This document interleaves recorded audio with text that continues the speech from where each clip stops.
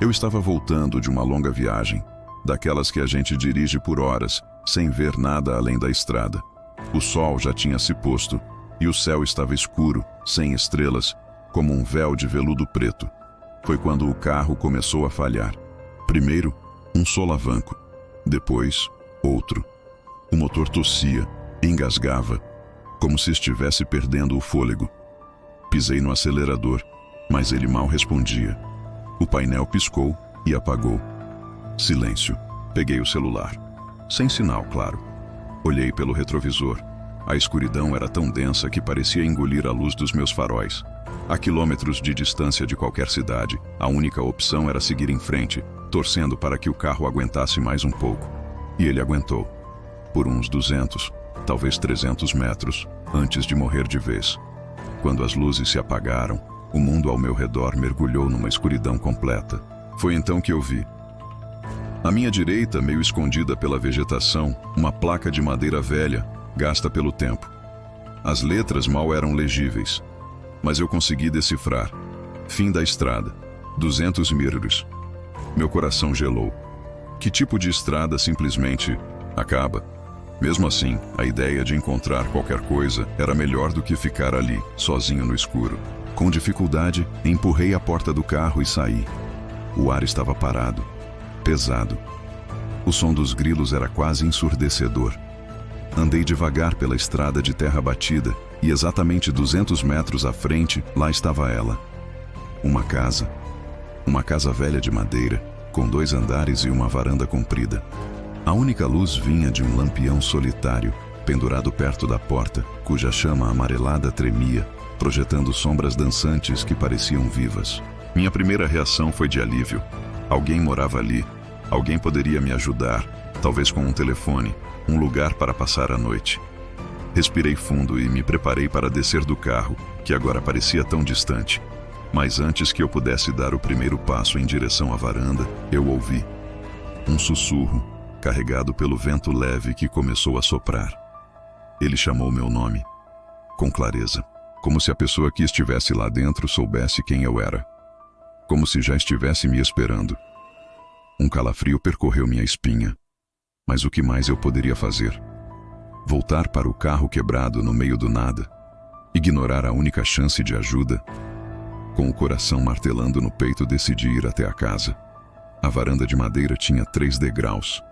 Quando pisei no primeiro, ele rangeu, um som alto, agudo, que ecoou na noite silenciosa.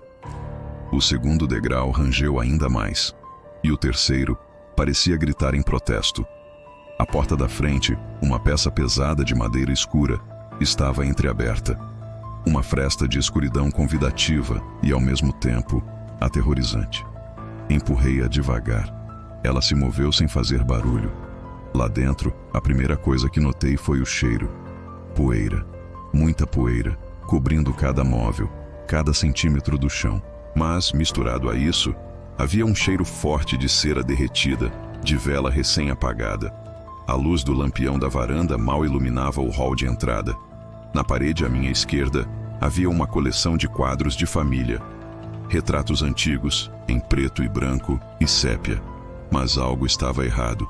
Em todas as fotos, não importava a época, a roupa ou as outras pessoas ao redor. Havia um homem, sempre o mesmo homem. Usava um chapéu de abas largas que sombreava parte do seu rosto, mas o olhar era inconfundível. O mesmo rosto, repetido dezenas de vezes, geração após geração. Eu estava paralisado, olhando para aquelas imagens, quando um barulho alto me fez saltar. A porta atrás de mim bateu com força, fechando-se sozinha. O som ecoou pela casa silenciosa como um tiro. O escuro agora era quase total. Foi quando, vindo de um corredor escuro à minha frente, uma voz falou. Uma voz grossa, arrastada, que parecia vir de muito longe. Faz tempo que alguém para aqui. Meu corpo inteiro travou. Eu queria gritar, correr, mas meus pés pareciam pregados no chão.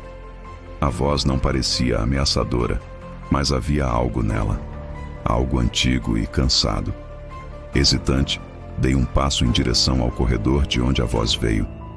A cada passo, o chão de madeira rangia sob meus pés, como se contasse os segundos da minha vida. corredor se abria para uma sala de estar.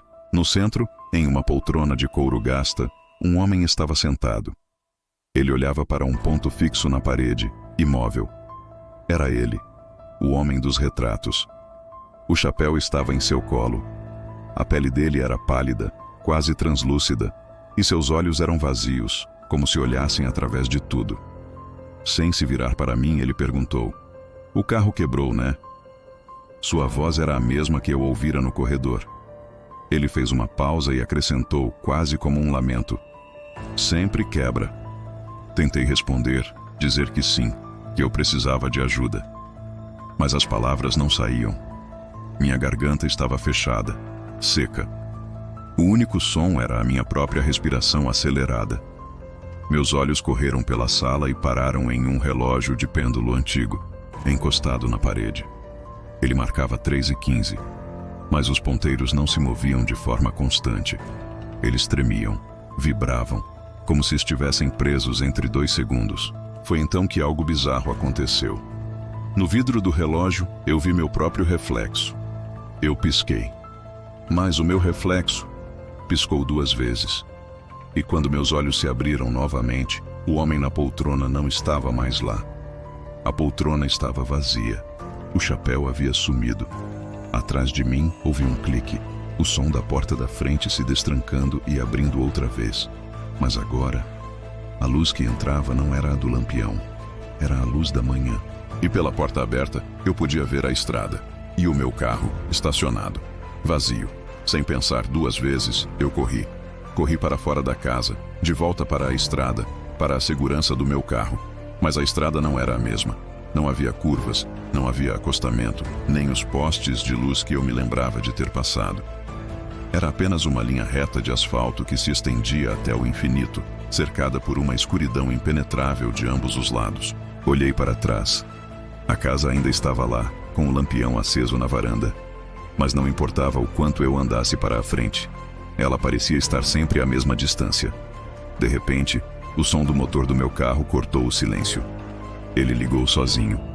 As luzes acenderam, cegando-me por um instante. E então, a buzina soou. 1, 2, 3 vezes. Um chamado. Desesperado, corri em direção a ele, tropeçando nos meus próprios pés. Eu só queria entrar, dar a partida e sair daquele pesadelo. Mas quando cheguei perto o suficiente para ver através do para-brisa, meu sangue gelou.